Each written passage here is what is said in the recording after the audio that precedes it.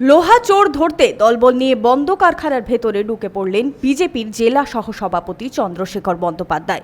সোমবার রাতে Durgapur Coke oven থানার যেসব কারখানার ভেতরে ঢুকে পড়লেন খোদ বিজেপির এই জেলা নেতা। তাদের অভিযোগ, সোমবার সন্ধ্যায় বিজেপির এক কর্মী দুর্গাপুরের সিটি সেন্টার থেকে বাড়িতে ফিরছিলেন।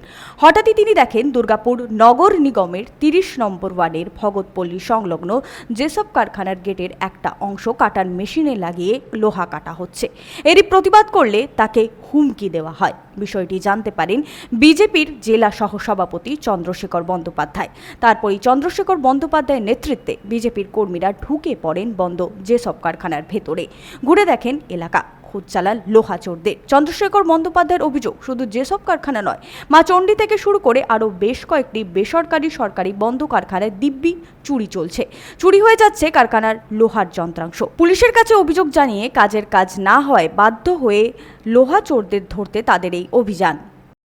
হচ্ছে ডিবিসি মোড় থেকে ডিপিএল 7 নম্বর গেট হয়ে মাচন্ডি কারখানার পাশ হয়ে যেসবের পাশ দিয়ে প্রতিনিয়ত প্রত্যেকেই বাড়ি ফেরেন। তারা আজকে যখন ফিরছেন সন্ধ্যাবেলা 7টা নাগাদ, এখানে বাইক নিয়ে একটা ইঞ্জিন ভ্যান, এই রাস্তা বরাবর দুখানা ইঞ্জিন ভ্যান গ্যাস কাটার লোক চেপে রোডটা ব্লক করে রেখেছে। তারা এসে এখানে দাঁড়িয়েছে বাইক নিয়ে, এখানে দাঁড়াবি না, খুঁট চালিয়ে দেবো। আমি মাননীয় কোকোভেন থানার আধিকারিক ওসিকে ফোন করেছিলাম যে এই ধরনের ঘটনা ঘটেছে। উনি বললেন আমি পুলিশ ভ্যান পাঠাচ্ছি। প্রত্যেকবার এখানে হচ্ছে বারংবার একটা সরকারি সম্পত্তি প্রতিদিন লুট করে নিয়ে যাবে, আর এখানে হচ্ছে কি বলে স্থানীয় মানুষজন বাড়ি ফিরবেন, তাদের উপর আক্রমণ হবে।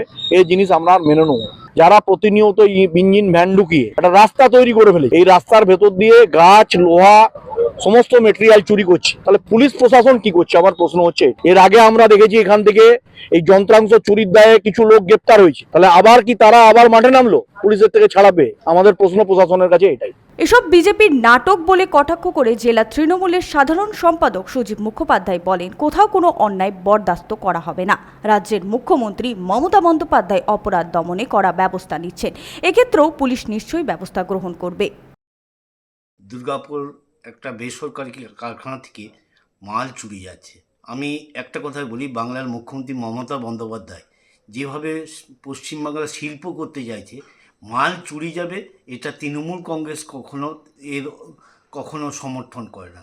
যারাই করছে, যে করছে, তার পুলিশ উপযুক্ত তদন্ত করে তাদের বিরুদ্ধে অবিলম্বে ব্যবস্থা হোক।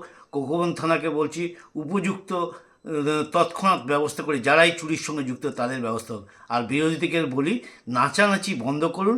আজকের দিনে দাঁড়িয়ে আপনারা বিজেপি হোক, সিপিএম হোক, যে নাচানাচি করছেন, মানুষের কাছে এটা আপনাদের গ্রহণযোগ্য নয়। শাসক দলকে আক্রমণ শানিয়েছেন খোদ জেলা কংগ্রেস সভাপতি দেবেশ চক্রবর্তীও। তিনি বলেন, রাতের অন্ধকারে যেসব কারখানায় ঢুকে চক্ষু চড়ক গাছ, রীতিমতো কারখানায় ঘন জঙ্গলের ভেতর দিয়ে রাস্তা বানিয়ে চলছে লোহা চুরি। নাকের ডগায় থানা, কিন্তু পুলিশ কিছু ব্যবস্থা নিচ্ছে না। এটা আমরা বিরোধীরা বারবার অভিযোগ করছিলাম যে দুর্গাপুরের কলকারখানার সমস্ত যন্ত্রাংশ চুরি হয়ে যাচ্ছে, এবং এটা খালি তৃণমূল কংগ্রেসের বা কয়েকজন চোর নয়, তৃণমূল কংগ্রেস, পুলিশ, প্রশাসন সকলে মিলে দুর্গাপুরের ডক্টর বিধানচন্দ্র রায়ের স্বপ্নের শিল্পনগরীর একটার পর একটা কারখানার যন্ত্রাংশ কেটে সেগুলোকে বিক্রি করে দিচ্ছে। কদিন আগে টোকেন দুজন তৃণমূলের নেতাকে ধরলেন, তারপরে তাদের মুখ দিয়ে কি বার করলেন জানি না, কারা এর সঙ্গে যুক্ত জানি না, কিন্তু পুলিশ, নাকের ডগায় থানা, কোকোভেন থানা থেকে শুরু করে এই এলাকার থানাগুলো চুপ করে বসে রয়েছে। আমরা অবিলম্বে চাইব এই ঘটনার পূর্ণাঙ্গ তদন্ত হোক এবং যারা দোষী ব্যক্তি তাদের শাস্তিদানের ব্যবস্থা হোক। সনাতন গড়াই, 99 নিউজ বাংলা, দুর্গাপুর।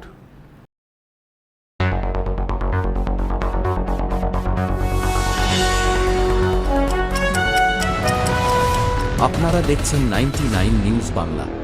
বদলাবো আমরা।